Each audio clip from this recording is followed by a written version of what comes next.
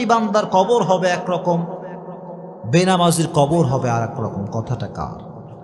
জোরে কোন কথাটা কার? বেনামাজি যখন কবর করা হবে, বেনামাজির কবরে দুইজন ফেরেশতা আসবে, এসে বলবে মার রব্বুক, তোমার প্রভুকে। বেনামাজি বলবে প্রভু? রব মানে তো আমি বুঝি না, আল্লাহ কারে কয় আমি তো জানি না। কারণ আজীবন সে রবের সামনে সিজদা করে নাই, চিল্লা এখন ঠিক কিনা? মাজার পূজারী যে হবে সেও কিন্তু আল্লাহর সামনে উত্তর দিতে পারবে না, চিল্লা এখন ঠিক কিনা? মাজার পূজারী আছে না নাই? মাজারের সামনে সিজদা এরকম লোক আছে না নাই? উত্তর করতে পারবে না। প্রথম প্রশ্ন বেঁধে যাবে। দ্বিতীয় প্রশ্ন মান নাবিয়ুকা, হু ইজ ইউর প্রফেট, তোমার নবীর নাম কি, সে উত্তর করতে পারবে না। তৃতীয় প্রশ্ন ওমা দীনুক, তোমার ধর্মের নাম কি, সে উত্তর করতে পারবে না। আল্লাহ বলবেন ওর কবরটাকে আগুন দিয়ে জ্বালিয়ে দাও, কবরটাকে ছারখার করে দাও আগুন দিয়ে। কবরের ভেতরে দাও দাও করে আগুন জ্বলতে থাকবে। বেনামাজি চিৎকার করবে আব্বা তুমি কোথায়, আম্মা তুমি কোথায়। দুনিয়ার জমিনে বিপদে পড়লে আব্বা বাঁচিয়েছে, আম্মা বাঁচিয়েছে, কিন্তু কবরে কি কেউ বাঁচাতে পারবে? কেউ পারবে না, কেউ বাঁচাতে পারবে না। আল্লাহ বলবে এই কবরের মাটি, দুই পাশ থেকে মাটির চাপ দাও। এমন ভাবে দুই পাশ থেকে মাটির চাপ দেওয়া শুরু হবে, বেনামাজি পাঁজরের হাড়গুলো ভেঙ্গে চুরমার হয়ে যাবে। নাউজুবিল্লাহ। বেনামাজি চিৎকার করতে থাকবে, পাগলের মতো চিৎকার করবে, কিন্তু পৃথিবীর এই আওয়াজ কেউ শুনতে পাবে। আর যারা সুদখোর হবে, আল্লাহর হাবিব সাল্লাল্লাহু আলাইহি ওয়াসাল্লাম বলেছেন সুদখোরের পেটের ভিতরে সাপ থাকবে। সাপ কিলবিল কিলবিল করতে থাকবে, তার নাড়ি ভুঁড়ি কামড়িয়ে কামড়ে শেষ করে ফেলবে, কিন্তু সেখানে কোনো মৃত্যু নাই। মানুষ যন্ত্রণা পেতে পেতে মৃত্যুর কাছে যাবে, আবার আল্লাহ রাব্বুল আলামিন জীবিত করে দিবেন, আবার মরার কাছে যাবে, আবার আল্লাহ জীবিত করে দিবেন। এভাবে কিয়ামত পর্যন্ত আপনাকে শাস্তি দিবে একজন, তিনি কে? রব তুমি আমাদের সবাইকে এই সমস্ত আযাব থেকে বাঁচায় দিও, পড় আমিন। আর যারা দুনিয়ার বুকে অশ্লীল ভিডিও দেখেছে, পর্নোগ্রাফি দেখেছে, ব্লু ফিল্ম দেখেছে, মুভি দেখেছে, তাদের চোখের ভেতরে খুন্তি ঢুকিয়ে দেওয়া হবে, চোখের ভেতরে গরম লোহা ঢুকিয়ে দেওয়া হবে। নাউজুবিল্লাহ পড়েন। এই চোখ দিয়ে বাজে কাজ দেখেছো, হারাম কাজ দেখেছো, আল্লাহ যুব সমাজকে অশ্লীল ভিডিওর থেকে বাঁচায় দিক, পড়না আমি। যুবক, পর্নোগ্রাফি দেখে নিজের জীবন নষ্ট করে দিও না। যেই যুবক, যেই মুরব্বী, যেই বোন, যেই মা মোবাইলের ভিতরে অশ্লীল ভিডিও দেখবে, তার ইমানের তাপমাত্রা কমে যাবে। সে নামাজে কোনো শান্তি পাবে না, রোজা রেখে কোনো শান্তি সে পাবে না। আল্লাহর কসম করে বলছি, নামাজ পড়ে সে কোনো শান্তি পাবে না। চিল্লায় কোন ঠিক কিনা? কোনো শান্তি নাই। It will damage your soul, damage your soul. আত্মাকে নষ্ট করে ফেলে। এটা বাজে জিনিস যখন আমরা দেখি, এটা আমাদের আত্মাকে নষ্ট করে ফেলে। ইবাদতের যেই মজা, যে স্বাদ, এটা আমরা হারিয়ে ফেলি। এজন্য আজ থেকে কোনো বাজে ভিডিও আপনারা দেখবেন, যখন দেখবেন। এখন কথা হচ্ছে একটা বিষয় বলে দেই, অনেক সময় আচ্ছা স্মার্টফোন আছে কার কার? দেখি হাত তুলেন তো। স্মার্টফোন আছে কার কার? অ্যান্ড্রয়েড ফোন আছে কার কার? সবার আছে এখানে অ্যান্ড্রয়েড ফোন? আচ্ছা মাশাআল্লাহ, হাত নামান। একটা বিষয় বলে দেই, মাঝে মাঝে দেখবেন অ্যান্ড্রয়েড ফোন খোলার সঙ্গে সঙ্গে বাজে ভিডিও অটোমেটিক চলে আসে। এরকম হয় কি হয় না? হয় কি হয় না? আমাকে অনেক মুরব্বী, অনেক যুবক বলে হুজুর আমার তো কোনো বাজে নিয়ত নেই, আমার মোবাইল অটোমেটিক চলে আসে, এটা আমি কি করতে পারি? আমি বলবো ভাই, নিয়ত দেখে একজন, জোরে কোন কে? দিলে তোমার কি নিয়ত আছে কেউ খবর রাখে না, রাখে একজন, তিনি কে? যখনই বাজে ভিডিও শো করবে চোখের সামনে, স্ক্রল করবেন, বাজে ভিডিও আসার সঙ্গে সঙ্গে এটা কখনো ওপেন করা যাবে? যদি কখনো ওপেন করা যাবে? যদি ওপেন না করেন তাহলে আপনার আমলনামার থেকে সব গুনাহকে কেটে দিবে একজন, তিনি কে? আর যদি ওপেন করে ফেলো যুবক, আমার থেকে তুমি লিখে নিয়ে যাও with full guarantee, full guarantee বলছি, তুমি তোমার চোখকে বাজে জিনিস দেখার থেকে বাঁচাতে পারবা না। চিল্লায় কও ঠিক কিনা? আজ থেকে কোনো বাজে ভিডিও যুবকরা দেখবা, জোরে কও দেখবা। আল্লাহ সমস্ত যুবককে বাজে ভিডিওর থেকে বাঁচাই দিক, পড় না আমিন। এটা বেনামাজির কবর। এবার নামাজির কবর কেমন হবে, মুত্তাকি বান্দার কবর কেমন হবে, এটা আপনারা সবাই শুনবেন ইনশাআল্লাহ। আপনাকে বিরক্ত হয়ে গেছেন নাকি প্রিয় ভাইরা? সবাই একটা তাকবীর দেন দেখি, লিল্লাহি তাকবীর। এত আস্তে আমি লিল্লাহি তাকবীর বলবো, আপনারা আল্লাহু আকবার পড়বেন, লিল্লাহি তাকবীর। যখন নামাজি বান্দাকে কবরস্থ করা হবে, মুরব্বী সাহেবকে যখন কবরে রাখা হবে, দুইজন ফেরেশতা আসবে, এসে বলবে বাঁধাতে হবে একে। প্রথম প্রশ্ন, মার রব্বুক, তোমার রবকে। সঙ্গে সঙ্গে মুত্তাকি বান্দার চোখে মুখে হাসি থাকবে, সুবহানাল্লাহ। মুত্তাকি মুরব্বী যে আজীবন নামাজ পড়ছে, যেই যুবক আজীবন প্রেম কিচ্ছু করে নাই, ওই যুবক বলে তুমি আমার আল্লাহ চিনাও? আজীবন সেজদা করেছি একজনের জন্য, তিনি কে? সবাই বলবে আমার রব একজন, চিল্লায় কোন তিনি কে? আল্লাহ আমার রব, এই রবই আমার সব। পড়েন, আল্লাহ আমার রব, এই রবি আমার সব। দমে দমে তনু মনে তারি অনুভব, ঠিক কিনা? তোমার দুনিয়াতে আমি যেদিকে তাকাই, অথই নিয়ামতে ডুবে আছি সবাই। পাখ পাখালির কণ্ঠে শুনি তাসবিহ কলো রব, তাসবিহ কলো রব।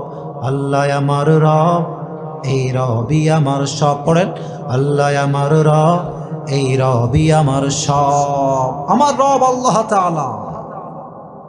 এক নম্বর প্রশ্ন শেষ। ফেরেশতারা অবাক হয়ে যাবে যে কে এটা, মান হুয়া, হু ইজ হি, কে এটা? প্রথম প্রশ্ন করার সঙ্গে সঙ্গে উত্তর দিয়ে দিল কে মুরব্বী, এই যুবকটা কে?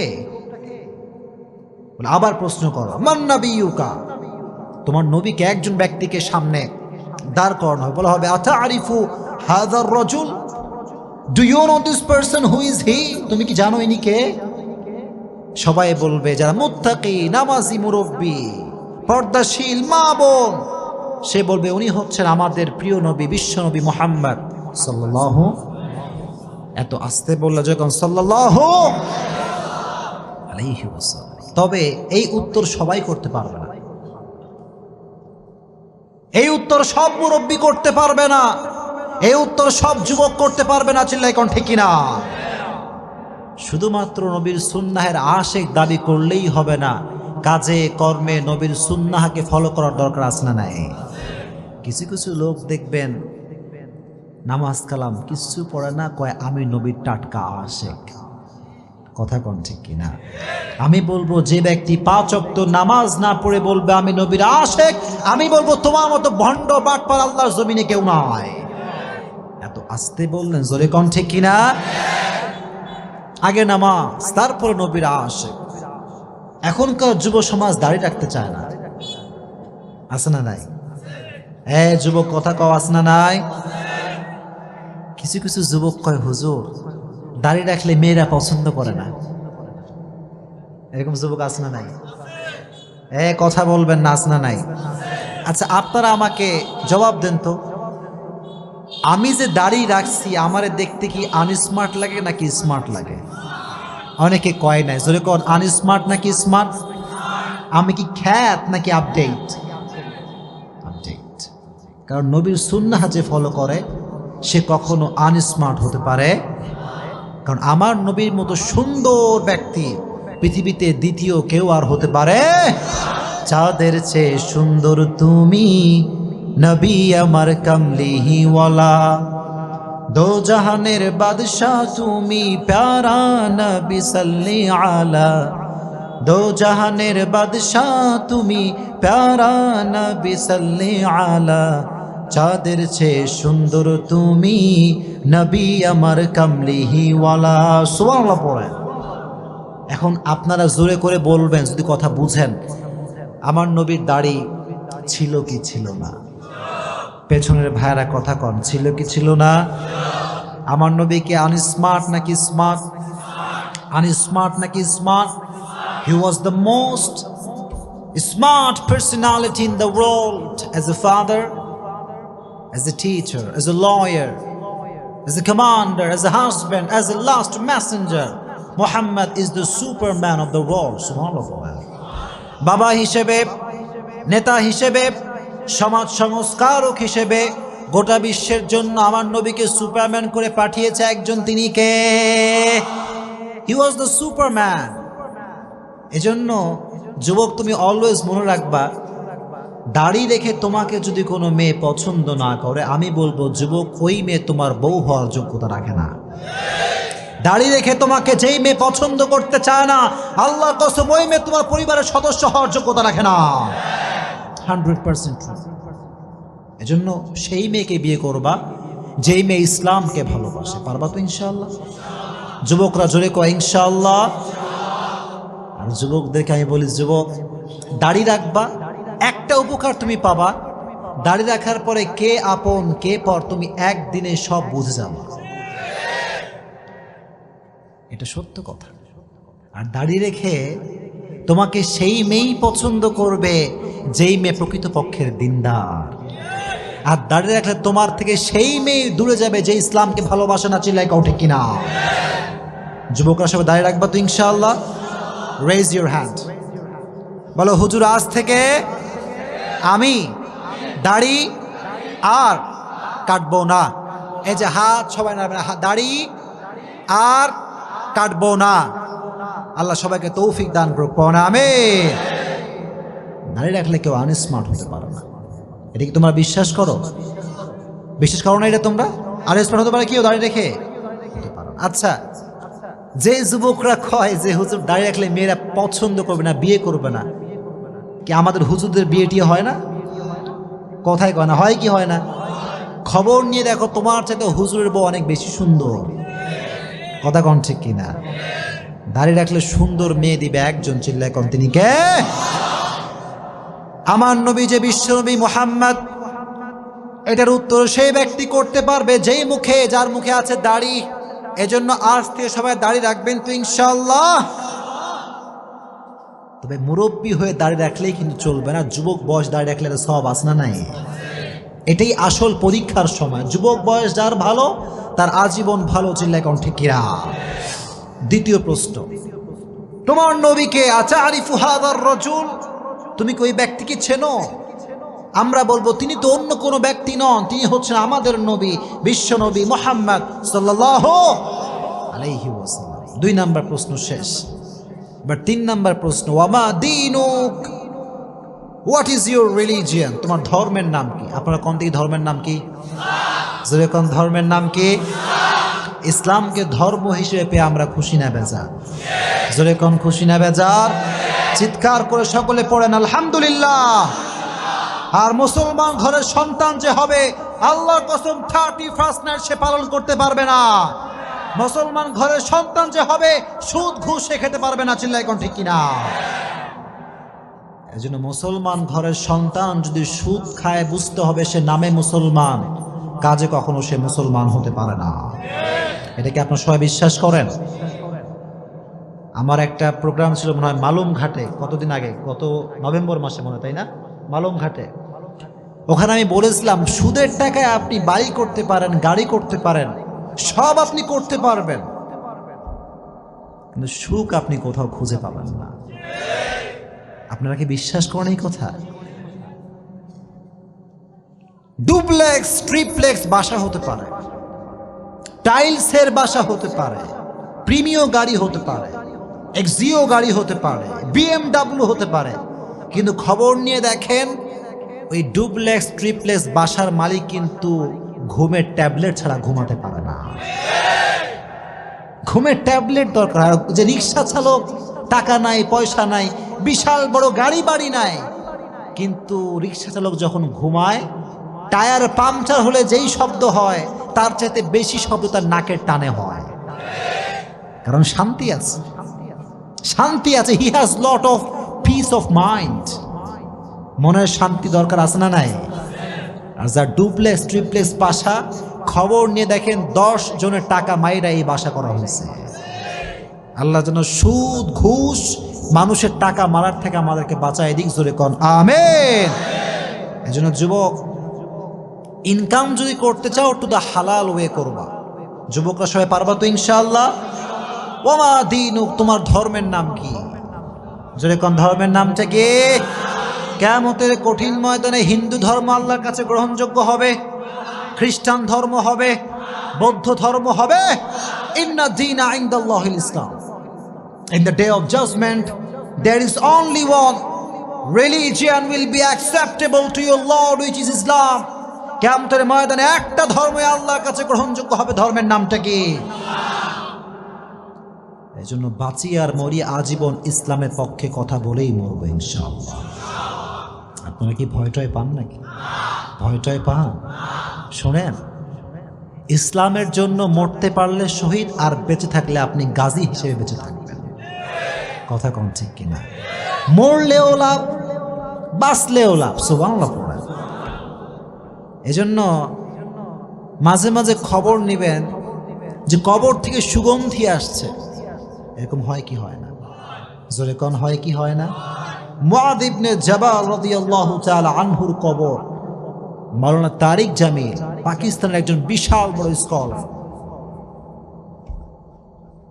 আমি শুনে অবাক হয়ে গেলাম। উনি একবার একটা বয়ানে বললেন যে আমি 2015 সালে গিয়েছিলাম সেই মুআয ইবনে জাবাল রাদিয়াল্লাহু তাআলা আনহুর কবরে। আগেই অগ্রিম পড়েন সুবহানাল্লাহ। কবরের সামনে যখন গেছি তো দেখলাম কবরের উপরে গিলাফ দেওয়া আছে, চাদর দেওয়া আছে, চাদর।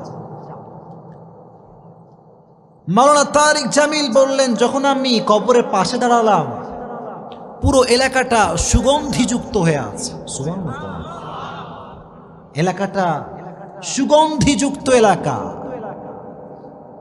আতরের সেন্ট ফেল, আতরের সুগন্ধি কি এর চাইতে বেশি সুগন্ধি কবর থেকে আসে। সুবহানাল্লাহ। যেহেতু পাকিস্তানের মানুষ, উনি বললেন क्या ये চাদর সে আ রহা হ্যায়, এটা কি চাদর থেকে আসছে?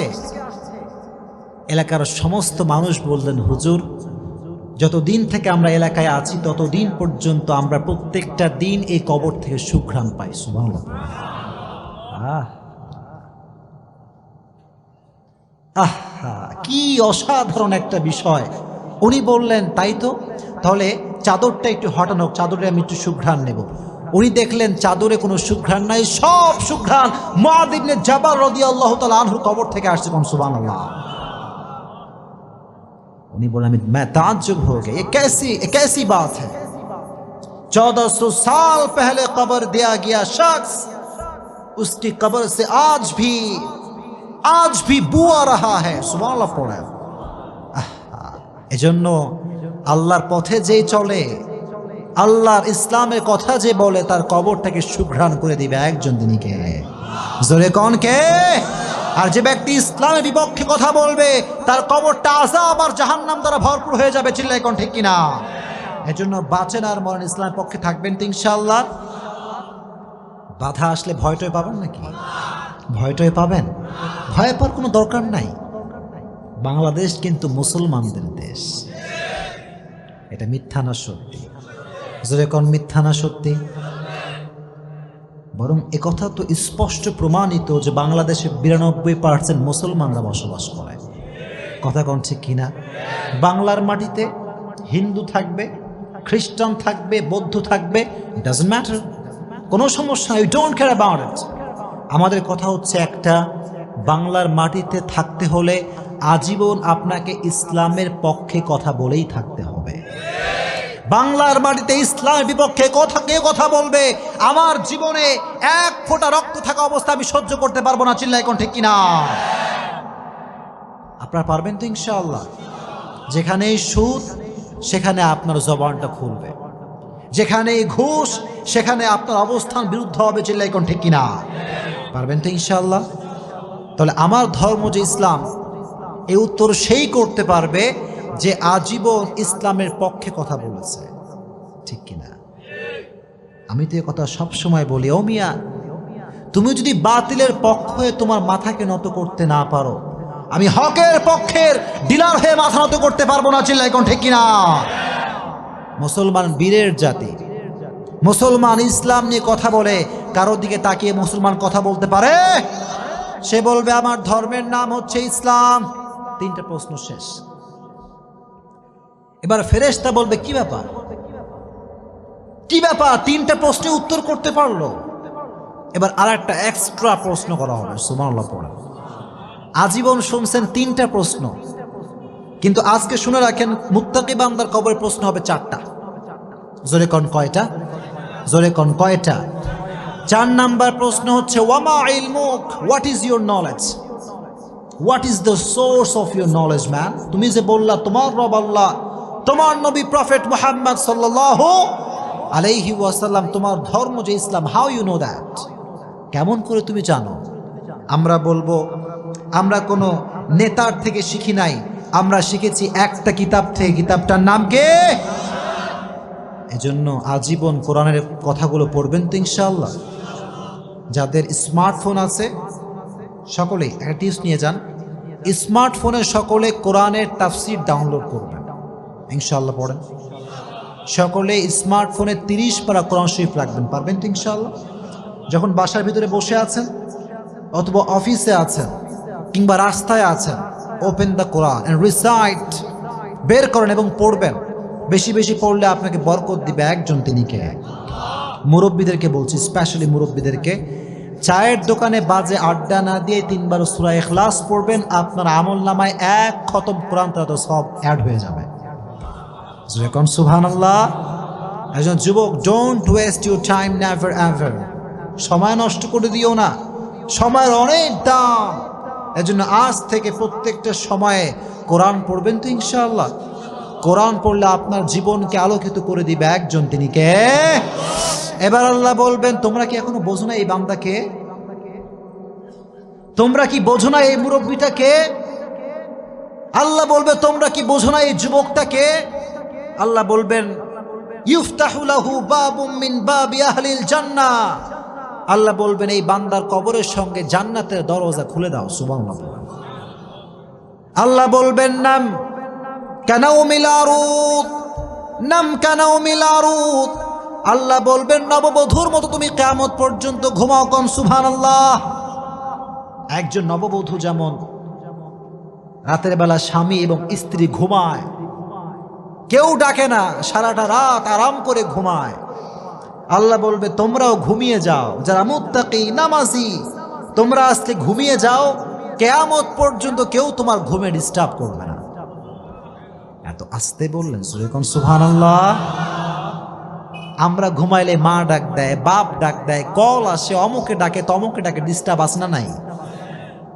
আল্লাহ বলবে ঘুমাও, এই যুবক তুমি ঘুমাও, ও মা আপনি ঘুমান, কিয়ামত পর্যন্ত কেউ আপনাকে ডিস্টার্ব করতে পারবে না। চিল্লায় এখন আল্লাহু আকবার। কিয়ামত পর্যন্ত আপনি ঘুমাবেন। আর যখন কিয়ামতের সাইরেন শুরু হয়ে যাবে, আল কারিআহ মাল কারিআহ ওয়া মা আদরাকা মাল কারিআহ, বিশাল বড় একটা আওয়াজ হবে, তখন আপনার আমার ঘুম ভেঙে যাবে। ঘুম থেকে উঠে এরকম হাত মুছড়াবে। আমরা মাঝে মাঝে যখন ঘুম থেকে তখন এরকম করি না, কে রে ডাকলো আমারে, এত সুন্দর ঘুম কে ভাঙালো? আর বাংলাদেশে মানুষ কয় ঘুম ভাঙায়া গেল রে মরার কোকিলে, আছে না নাই? আচ্ছা আমার একটা হিসাব বুঝে আসে না, কোকিল নাকি মরা? কোকিল কি মরা? ওই মরা কোকিল আবার জীবিত মানুষের ঘুম ভাঙায় কেমন করে? কথা কোন ঠিক কিনা? তার মানে এই সমস্ত ফালতু গান পৃথিবীতে আর হতে পারে? আল্লাহ বলবে হাদা মা ওয়াদার রহমান ওয়া সাদাকাল মুরসালুন। আল্লাহ বলবেন গোলাম এই দিন হচ্ছে সেই দিন যেই দিনের ওয়াদা করেছে একজন, তিনি কে? ওঠো, কিয়ামত কায়েম হয়ে গিয়েছে। কিয়ামতের সফল কোন ব্যক্তি হবে? ফাম্মা মান সাকুলাত মাওয়াজিনু ফাহুয়া ফি ঈশাতির রাদিয়া ওয়া আম্মা মান খাফাত মাওয়াজিনু ফাউম্মুহু হাওিয়া। আচ্ছা কোন জান্নাত পাওয়ার জন্য 100-র ভেতরে কয় নাম্বার পাওয়া লাগবে? মাশাআল্লাহ, একজন বলছে 51, আর বাদ বাকিরা কি কয়? কত পাওয়া লাগবে দেখি, কম দেখি। 51? সবাই শিওর 51 পাওয়া লাগবে। দ্যাট মিনস কিয়ামতের কঠিন ময়দানে যার আমলনামা হালকা ভারী হয়ে যাবে, আল্লাহ বলবেন ওর জন্য জান্নাত সুনিশ্চিত। কম সুবহানাল্লাহ। জান্নাত সুনিশ্চিত। রব তুমি আমাদের সবাইকে কিয়ামতের কঠিন ময়দানে আমলনামাটা ভারী করে দিও, চিল্লায় কোন আমিন। আর যার আমলনামা হালকা হয়ে যাবে, ওয়ানাহান নাফসা আনিল হাওয়া, যে ব্যক্তি নিজেকে গুনাহের থেকে বাঁচাবে জান্নাত তাকে দিবে একজন, তিনি কে?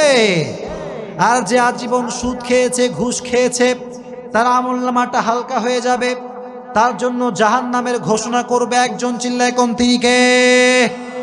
রব তুমি আমাদের সকলের আমলনামাকে ভারী করে দিও, চিল্লায় কোন আমিন। তাহলে কবরের জীবনে মুক্তি পেতে চাইলে একটা আমল করবেন, প্রত্যেক দিন এশারের নামাজের পরে সূরা মুলক তেলাওয়াত করবেন। সূরাটার নাম কি? জোরে কোন সূরাটার নাম কি? সূরাতুল মুলক। যুবক ভাইয়েরা, মুরব্বীরা, মা বোনরা সবাইকে বলছি, এশারের নামাজের পরে বসে আপনি সূরা মুলক তেলাওয়াত করবেন। আল্লাহর হাবিব বললেন, মানিআতুম মিন আযাবিল কবর, যে ব্যক্তি প্রত্যেক দিন সূরা মুলক তেলাওয়াত করবে আল্লাহ রাব্বুল আলামিন তার কবর থেকে সমস্ত আযাবকে মাফ করে দিবে। সুবহানাল্লাহ। সূরা মুলক সবাই পড়বেন তো ইনশাআল্লাহ। আল্লাহ সবাইকে কবরের কঠিন আযাব থেকে বাঁচায় দিক, জোরে কোন আমিন।